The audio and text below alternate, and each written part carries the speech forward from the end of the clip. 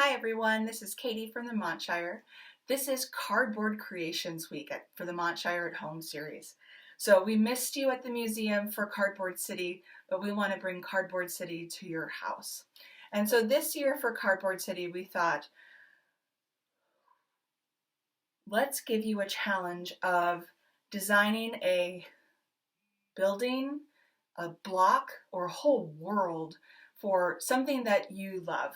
So it's a special toy. I know my son loves cars, so we might be building a garage this week or a hideout for his cars, or a character in a book, or you might build a whole world of your favorite book. So, but we're gonna make this all out of cardboard. So we love cardboard at the Montshire. It's cheap. Sometimes it's free. Comes right to your house sometimes. It's flexible, but it's still pretty sturdy. And it allows for us to make a bunch of iterations, or you try it and you go, I think I'd like to try something different, and then you try it again and again and again, always building on what you've learned before. So that's your challenge for this week, is to make a city or just a building or a whole world for a character that you love. So to help you get going on your building or city for your character or your toy, we have a worksheet online for a design worksheet. So this will help you think about, what does your character love to do? What do they need? Where do they like to go? What do they like to eat? So you can start to think about, what do you need to design for them? And once you've got that figured out, you can start to build.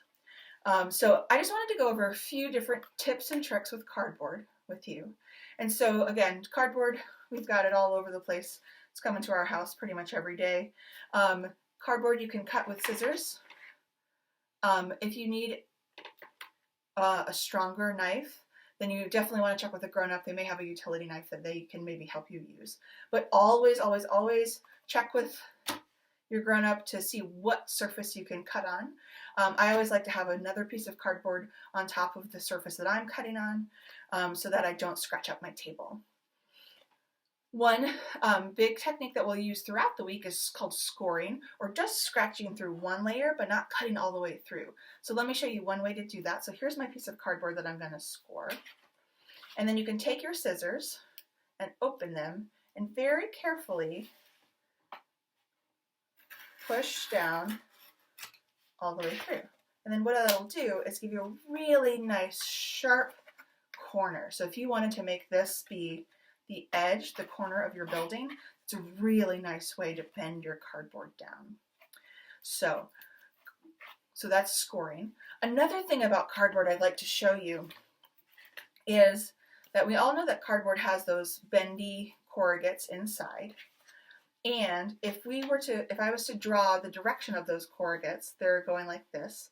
And if I bend that cardboard in the same direction as the corrugates, it's actually pretty flexible. You can even make a tube to see through. But if I try to bend the other way, it's actually really, really sturdy. So be aware of that as you're building. A few other things to try.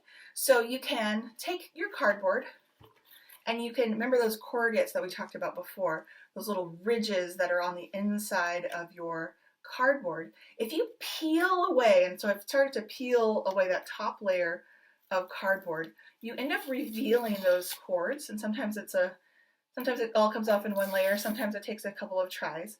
But it reveals this really pretty texture. And then you also get this really cool sort of bending and waving effect of those corrugates.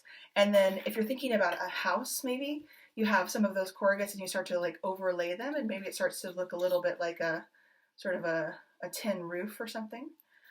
Another effect that you can make, if you make some sort of scalloped edges along the lines here, you can start to, and if you start to layer them on top of each other, you might get sort of like, maybe it's scales, but again, maybe it's like a pretty roof edges with tiles and things. There's also, you can take cardboard and cut the bottom edge to make them a little bit frilly at the bottom. And this might be, if my character lived on a tropical island someplace and had a thatched roof, maybe I would want to have my roof look a little bit like this. So those are just a few things I wanted to share with you. Oh, and the other thing, so this is just some of the paper that I peeled off to make that, to reveal the corrugates of my cardboard. And then that paper can really be cool too. It's a whole nother material that you've got to work with, and a different texture and a different,